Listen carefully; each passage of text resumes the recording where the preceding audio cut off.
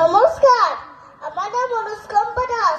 আমি একটি কবিতা বলে শোনাচ্ছি। কবিতাটির নাম আমি সুভাষ বলছি। কবি শুভ দাশগুপ্ত। তোমার পাথরে দিয়েছি মালা, এত মালা এত ফুল, তুমিই ঢাকা পড়ে গেছো। তুমি পাথর না হলে রাগ করতে।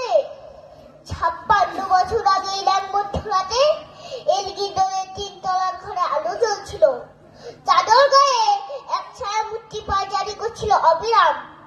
বাইরের রাস্তায় ইংরেজ পুলিশের চর সতর্ক সজাগ চোখে দেখছিল। তার সব সতর্ক তাকে বুদ্ধ বানিয়ে তুমি যখন অন্ধকার চিরে ছুটে চলেছ আলোর পথে। দেশের মানুষ কাকপক্ষী কেউ টের পায়নি।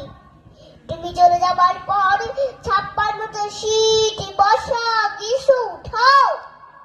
তুমিও সেই থেকে প্রত্যেক জানুয়ারিতে পৃথিবীর এ পাড়া ও পাড়া সব মাটিতে তোমার অনশ্বর পায়ের ছাপ।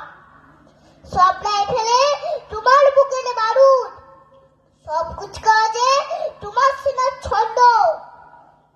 পাথরের মতো স্বাধীনতাকে খুঁজেছে তোমার অন্তরে লুকিয়ে থাকা খ্যাপা। তোমার গন্তব্য ছিল স্বাধীনতা, তোমার পথ ছিল স্বাধীনতা।